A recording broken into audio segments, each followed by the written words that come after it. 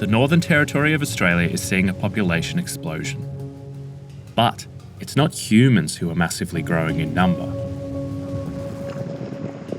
Just trolling the edge for food. We'll see if he comes up. He's a very big croc. Very healthy crocodile, this one. You can see how fat he is across. 50 years ago, crocodiles were hunted almost to the point of disappearing, so the government outlawed killing them for sport or profit. It's the job of park rangers like Gary Lidner and Desiree Nagy to go out on South Alligator River and keep tabs on the roughly 100,000 crocs that are swimming these waters and sunning themselves on the banks.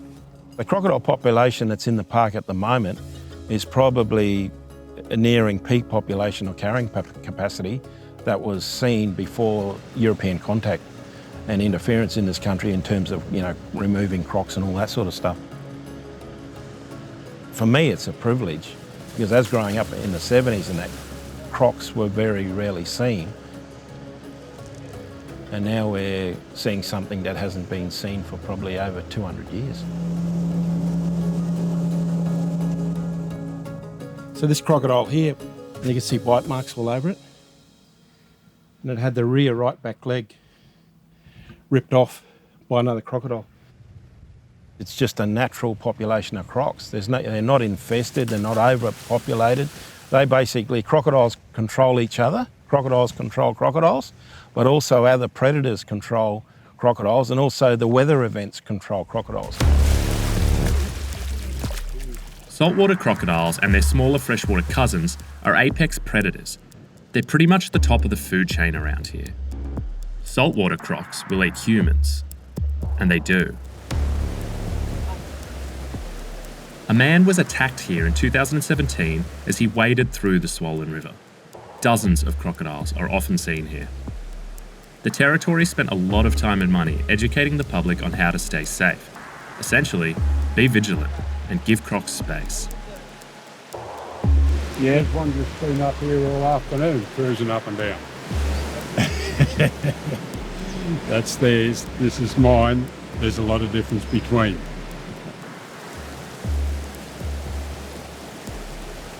You could have a croc at Cales Crossing grabbing a person every day if they wanted to. I think it's just purely on the crocodile's turn. But most times people are compliant. They understand the risk, they respect crocodiles, and they don't take the risk. But you always get a minority that do. And you look at most of the croc attacks, it's when people have been in the water. These days, there's about one croc for each of the Territory's 2 humans. So tourists are flocking here to get a glimpse of these creatures in the wild. So watch him change his attitude with this. The bigger the food, the more active they become. These crocodiles is probably one of the biggest crocs in the wild in the world that we know of, okay? 6 metres. Yeah.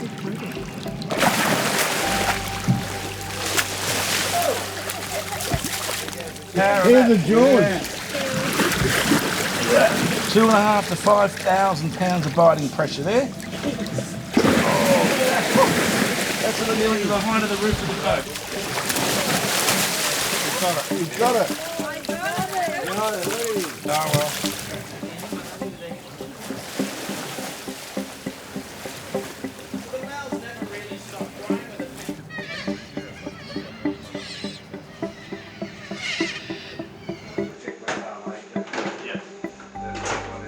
We have strategic areas around the harbour where we place crocodile traps. They're there year-round. There was a sighting earlier on this week at Stokes Hill Wharf of a large crocodile. The member of the public reported it to be 4.5 metres. That'll be one of our goals today, to head out and see if that animal is in any of our traps. Ian Hunt and a team of 5 other rangers spend their days setting and clearing traps near the Northern Territory's biggest city of Darwin. As crocodile numbers have grown, so has the chance of the animals trying to enter the harbour, getting dangerously close to people. We've caught over 130 crocodiles this year. Tracking probably over 300 crocodiles for this year will be removed. That's a pretty average year for us. Somewhere between 300 to 350 crocodiles would be a good year. Anything up to 4.5 metres has been pulled out of our traps, and everything in between. Shouldn't be too difficult. It's not got that much weight in him.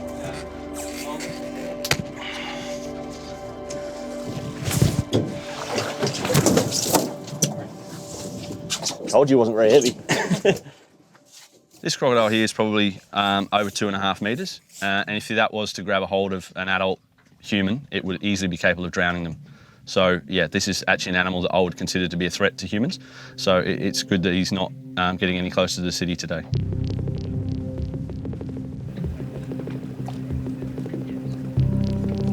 He's out the door.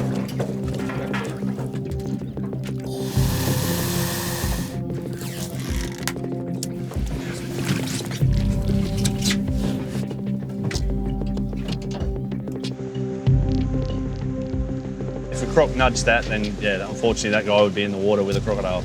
Yeah, it wouldn't end well for him. These crocs will be euthanized. Hunt says his job is about more than getting rid of deadly reptiles. Some people believe that all crocodiles should be gone and shot so they can enjoy the waterways and enjoy their lifestyle. And other people believe that crocodiles should be protected and no crocodile should be removed and every life is precious. We're somewhere in the middle where we just want to keep that human-crocodile interaction down to a minimum here in Darwin Harbour. We just have a zero tolerance to animals moving in.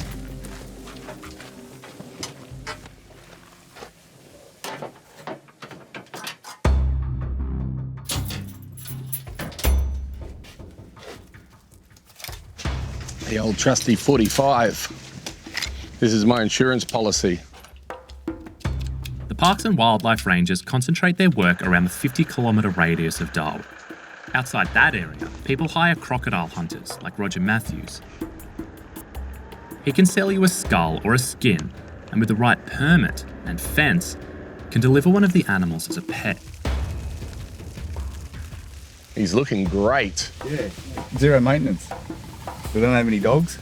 Short-legged, waterproof dog. Yeah. You put your hand in there, guarantee it's coming off. Yeah, if he gets a good enough grip, they'll death roll. They'll tear your arm clean out of its shoulder and eat your arm in front of you.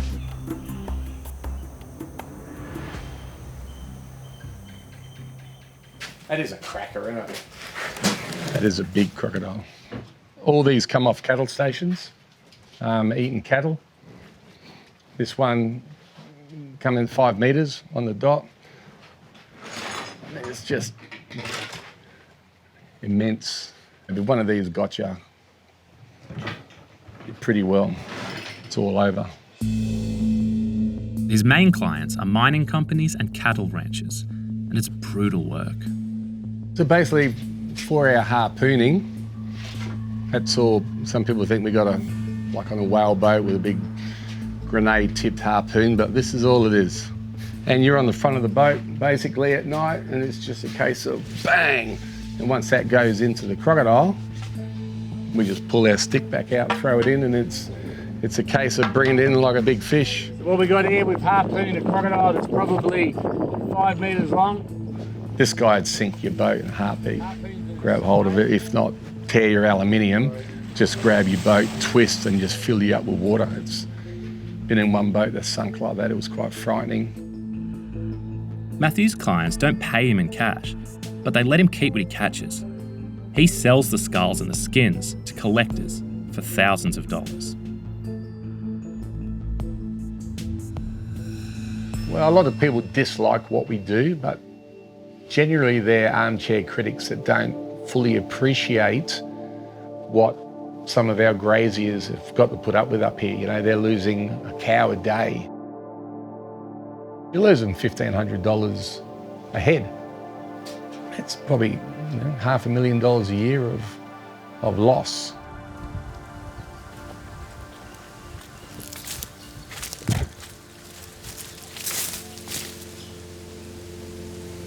What we'd look for, you'll see a patch that's smooth, and you see the footprints where they drag themselves off into the soil, and the size of the tail slide will give you some indication of the size of the crocodile as well. It's all part and parcel of living in the Northern Territory. You know, you're going to come across buffaloes, you're going to come across pigs, you're going to come across crocodiles. Hell, some of the birds are even violent.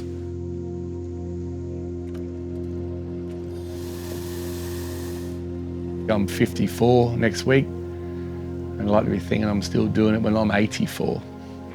You know, just with a few more bigger heads hanging up around the place.